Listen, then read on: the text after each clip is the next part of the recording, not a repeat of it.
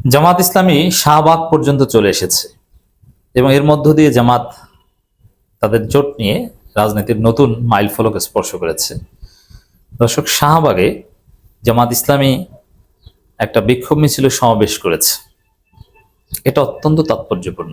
এটা জামাতের রাজনীতির একটা প্যারাডাইম শিফট এবং এর তাৎপর্য একদম দক্ষিণ এশিয়ার ভূ রাজনীতি পরিবর্তন হয়ে যাওয়ার মতো। বলবেন যে এটা আবার কেমন কথা, শাহবাগে একটা জামাত সমাবেশ করেছে, এর গুরুত্ব এত হয় কিভাবে? আমি দেখাচ্ছি কিভাবে হয়। জামাত হিস্ট্রিক্যালি বায়তুল মোকাররমের উত্তর গেটে আটকে থাকতো। জামাতের যেমন অনেক দলের পার্টি অফিসের সামনে, এটা তাদের একটা হিস্ট্রিক্যাল জায়গা, যেমন বিএনপি নয়াপল্টন পার্টি অফিসের সামনে। আমরা স্টুডেন্ট লাইফে অনেক গিয়েছি সেখানে বিএনপি জামাত জোটের প্রোগ্রাম কভার করতে, এবং সেখানে পুলিশ ডিসপার্স করে দিত। অনেক স্মৃতি আছে নয়াপল্টন কেন্দ্রিক। কিন্তু জামাতের মগবাজার অফিস এত সরু, ওইসব এলাকায় বা এর আশেপাশেও কোনো বিক্ষোভ মিছিল করা যায় না।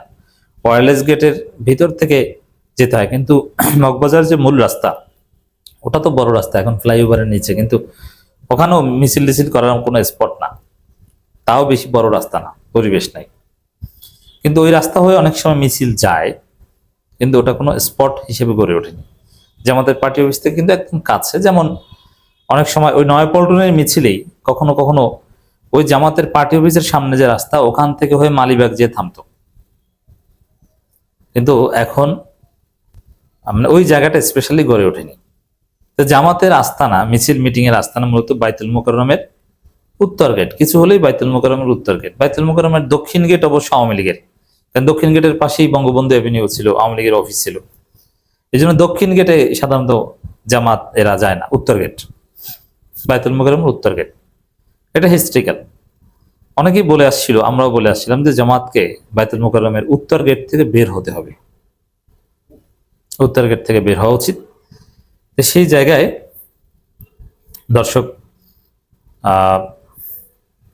জামাতের উত্তর গেট থেকে বের হয়ে জামাত বাইতুল মোকাররমের উত্তর গেট থেকে বের হয়ে জামাত এখন শাহবাগ পর্যন্ত এসেছে। শাহবাগের তাৎপর্যটা কি?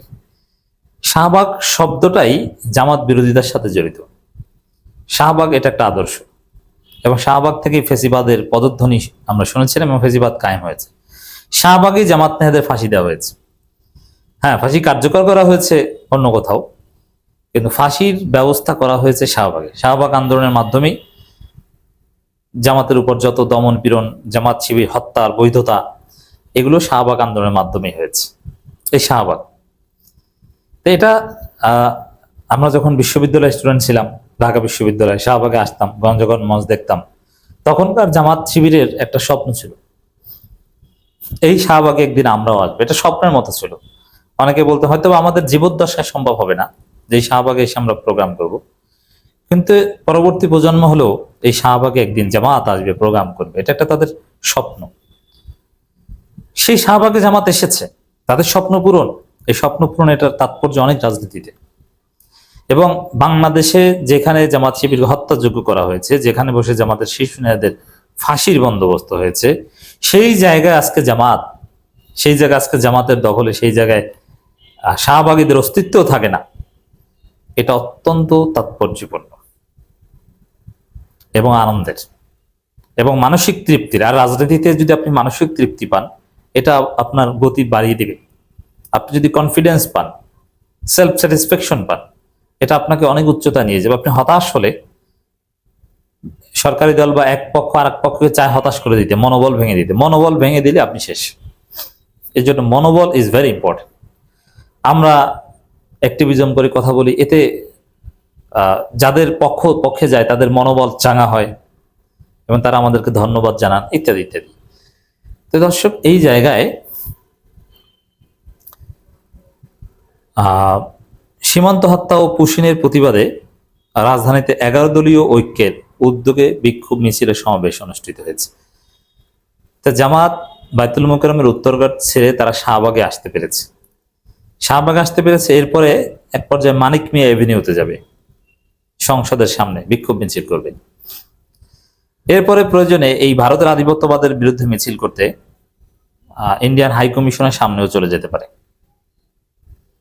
এটা অত্যন্ত তাৎপর্যপূর্ণ খেলা। তো জামাত যে জেগে উঠছে, তো জামাতের বাইতুল মোকাররমের উত্তর গেটের প্রোগ্রামের তাৎপর্য কম ছিল। শাহবাগে এসেছে, সাথে আবার এনসিপির তরুণরা আছে। এই শাহবাগ 24-এর, এই শাহবাগ গণজাগরণ মঞ্চের কলঙ্কিত ইতিহাসের সাথে জড়িত, আবার এই শাহবাগ 24-এর বিপ্লবের সাথে বিপ্লবের স্মৃতি বিজড়িত, এবং এই শাহবাগ স্কোয়ার এটা শরীফ ওসমান হাদির স্মৃতি বিজড়িত, এবং ওখানে জুলাই স্তম্ভ আছে, শাহবাগ স্কোয়ার, শরীফ ওসমান হাদি স্কোয়ার, এরকম একটা ভাব আছে। এই শাহবাগ কিংবা শাহবাগের পাশে সরোয়ার্দী উদ্যান, এগুলো গাঞ্জাখোরদের আড্ডা, বামপন্থীদের আড্ডা ছিল, এখন তারা অস্তিত্ব সংকটে। এখন এখানে ইসলামপন্থীদের আড্ডা, এখানে এখন চরমনের লোকজন আড্ডা দেয়, তারা মাঝে মাঝে কোরআন তেলাওয়াত করে এখানে। মানে এক কথায় হুজুররা, মামুনুল হকরা ওখানে প্রোগ্রাম করেন। এটাই যে বাংলাদেশ ঘুরে গেছে, বিএনপি ক্ষমতা আসলেও শাহবাগ যে নাই, শাহবাগ যে ধ্বংস হয়েছে, তার প্রমাণ এটা। ইসলামপন্থীরা যে কমফোর্ট জোনে আছে, শত অভিযোগ থাকা সত্ত্বেও এই শাহবাগে যে ইসলামপন্থীদের একটা অবাধ বিচরণ, এটা বাংলাদেশের রাজনীতি প্যারাডাইম শিফটের প্রমাণ। আর দ্বিতীয় হচ্ছে, এই শাহবাগ থেকে, শাহবাগে এসেছে, এখান থেকে জামাত যে ঘোষণা দিয়েছে, এটা আরো বেশি তাৎপর্যপূর্ণ, যে বিজিবিকে সহায়তা করবে পুশিন ঠেকাতে। এই ঘোষণা জামাত দিয়েছে, এবং প্রয়োজনে সীমান্তে যাবে, প্রয়োজনে যুদ্ধ করবে, এই কথা বলেছে তরুণরা, নাসিরউদ্দিন পাটোয়ারিরা। ভারতের আধিপত্যবাদের বিরুদ্ধে সোচ্চার হবে, বিএনপিকেও ভারতের আধিপত্যবাদের বিরুদ্ধে রুখে দাঁড়াতে বাধ্য করবে। এই ঘোষণা এখান থেকে এসেছে। এই ঘোষণাটা বাইতুল মোকাররমের উত্তর গেট থেকে আসাটা সুন্দর ছিল না, এটা শাহবাগ থেকে এসেছে, পারফেক্ট। কারণ শাহবাগই বিপ্লবের একটা গ্রাউন্ড।